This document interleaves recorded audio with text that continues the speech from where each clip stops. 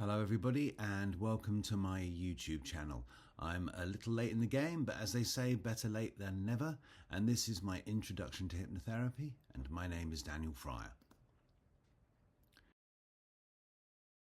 So this is just going to be a very short video, 10 minutes or so. I'm going to talk a little bit about me, the need for an introduction to hypnotherapy, what it is, how it works, what it can help you with, how it feels, and I'll address common concerns.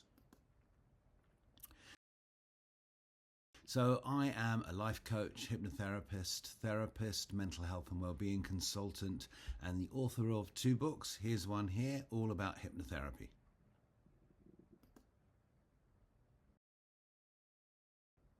So the reason I thought it would be helpful to have an introduction to hypnotherapy is any hypnotherapy session will work best when you know what it is that you're expecting.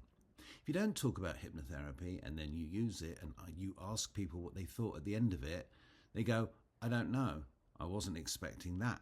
And you ask them what they were expecting and they say, well, I'm not sure really, just not that. So it's really what you think it is. It hardly ever feels like you think it's going to feel like. And it's always really good to be informed. That will help you just relax and enjoy the experience. It's also good to clear up misconceptions, and there are many misconceptions about hypnotherapy, despite it being a very modern and everyday evidence-based practice.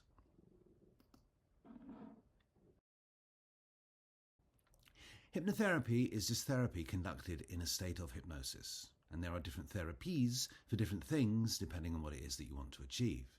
So you can have hypnotherapy for all forms of stress management, all forms of anger management. You can have it for anxiety disorders.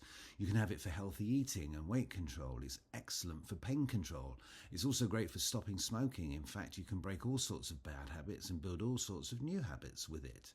It's also good for clearing up skin conditions like warts and psoriasis and much, much more besides.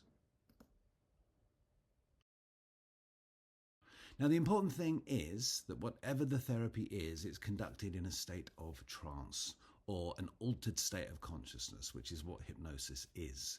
But that isn't as weird or as esoteric as it sounds, because human beings are drifting in and out of these altered states of consciousness several times a day. You can see a few of them here.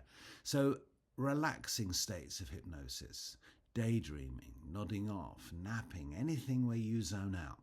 But also anything where you zone in. Focus becomes trance. So losing yourself in a really good book if you like reading. Losing yourself in a really good movie in the cinema if you like watching movies. Concentrating at work so that minutes seem like hours and vice versa.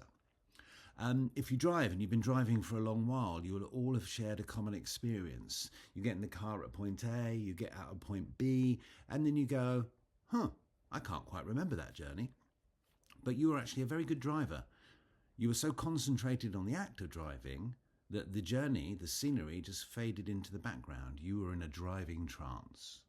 So between the relaxed and the focused, that's you in trance a lot. Your mind likes going there, goes there easily, readily. And a nice thing happens to your mind for the purposes of therapy.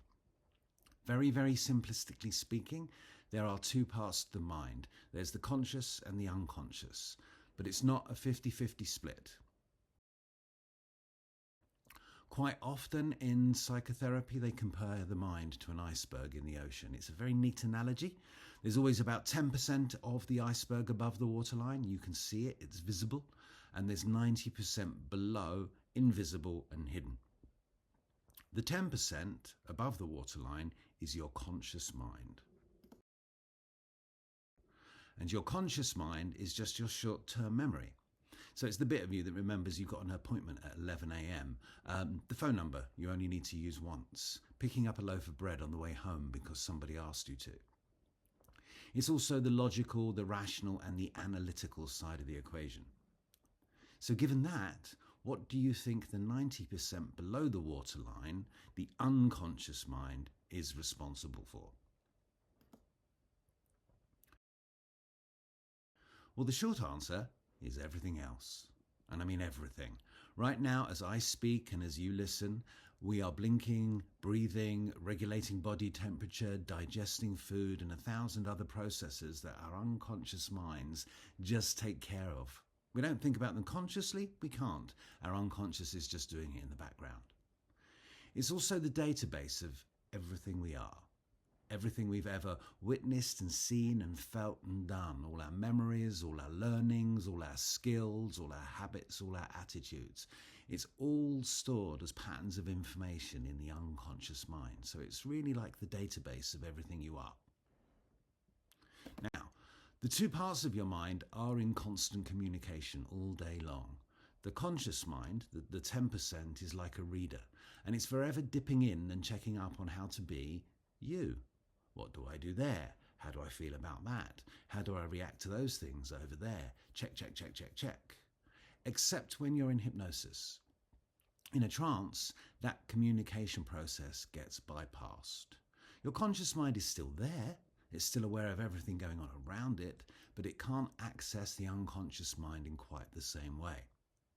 When it's left alone, the unconscious mind becomes very, very susceptible to positive suggestions.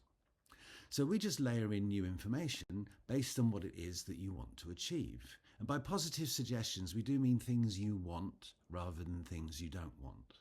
So I don't want to be stressed is a negative suggestion because you're just inviting the concept of stress into the room.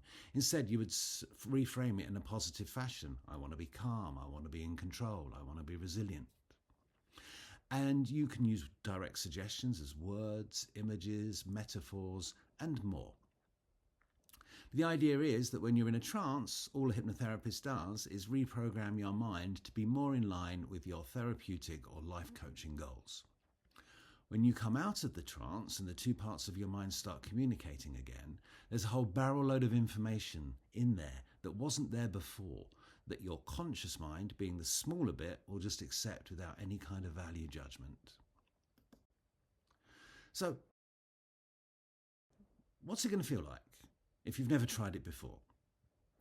So you are in a trance, you are in a hypnotic state, which means you are somewhere between being awake and being asleep. Where on the spectrum you be when you try, you'll never know because it's different every time. For the sake of argument, there are 3 levels to trance. There's light, there's medium, and there's deep. But what you experience is no indication of what level of trance you are in anyway. You might hear every word I say, you might recall it with complete clarity, and yet be in a really deep level of trance. Most people, they just drift in and out of conscious awareness, so they remember bits and pieces, but not the whole thing. Some people do just switch off. They kind of remember what I was saying at the beginning, and the next thing they know, I'm asking them to wake up. But the bit in the middle, the therapy bit, well, that's a complete blank to them. But it's all good. It's your conscious mind that does the listening or the not listening. And we're not working with the conscious, we're working with the unconscious. And that will remember absolutely everything that's been said to it, even if you don't consciously remember it. The good thing there is that you just have to relax and just listen and just let the suggestions, the images, the metaphors float over you and flow through you. So you will be relaxed, which is nice. You might be sitting in a chair, you might be lying on a sofa or a bed. If you do, please prop yourself up with a pillow because you don't want to fall asleep. It is relaxing. At its most basic, it just feels that you are comfortably sitting on a chair or the sofa or the bed. But relaxation deepens as you get more used to the experience, and that can mean different things for different people. You might feel like you're drifting down into the chair or the sofa, or the opposite, rising up out of it. So your limbs could feel heavy or light or tingly or not there at all. And that's all evidence of what we call trance phenomena. Your mind is still active in hypnosis. Generally speaking, it's not like meditation. We're not asking you to focus on one thought to the exclusion of all the others. We're not asking you to clear your mind of all your thoughts or step back and observe them without judgment. This is hypnotherapy. Suggestions are being delivered to you. Your mind can do whatever it wants. So you'll be thinking thoughts about home life, work life, the shopping list for the supermarket, and on and on and on. And the really good thing is none of those trains of thoughts will get in the way of the therapy. You can get lost in a train of thought. You can come back to what's being said to you. You can get lost in another train of thought, and so on. The real trick of hypnosis, really, and hypnotherapy, is to just relax and go with the flow, Don't try and analyze it too much. Just accept that whatever you're thinking, whatever you're feeling, and whatever you're experiencing is just appropriate for you at that moment. Now, people do have concerns. A big one is, can I even be hypnotized? The answer is yes. There are certain people that we can't hypnotize. Hardcore drug addicts, hardcore alcoholics, they need to dry out and detox before hypnotherapy will work. People who are on heavy medication for psychotic conditions, for instance, schizophrenia, they can't really have hypnotherapy unless it's with somebody who's trained to handle that specially. Very young children shouldn't be hypnotized. Their brains are still developing. Anybody else who doesn't fit any of those categories is hypnotizable unless they absolutely think they're not, in which case they're correct. Because I don't hypnotize you. All you do is allow me to help you drift into a trance, which is something you already know how to do, nodding off, daydreaming, even reading. But it's at a precise moment in time for the purposes of therapy, or if it's on a stage, for the purposes of entertainment. You are allowing me to help you. That is all.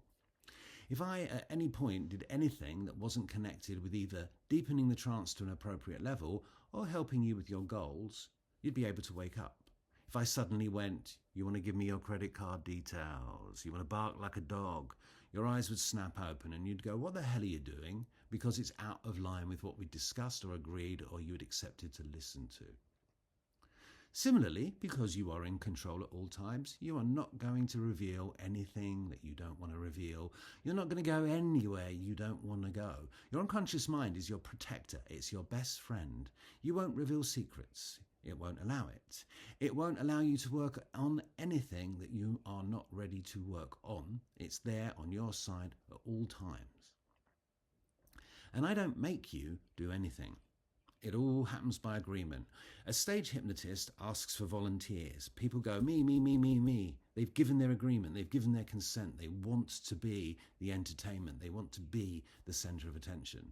In therapy, it's still consent. You have agreed to work with me to help you achieve your goals. If I didn't have that agreement, if I didn't have the consent, nothing would work. Can't make you do anything. So I can't make you stop smoking unless you want to. I can't help you to be more confident unless you want to. So that's the introduction to hypnotherapy and also to my channel.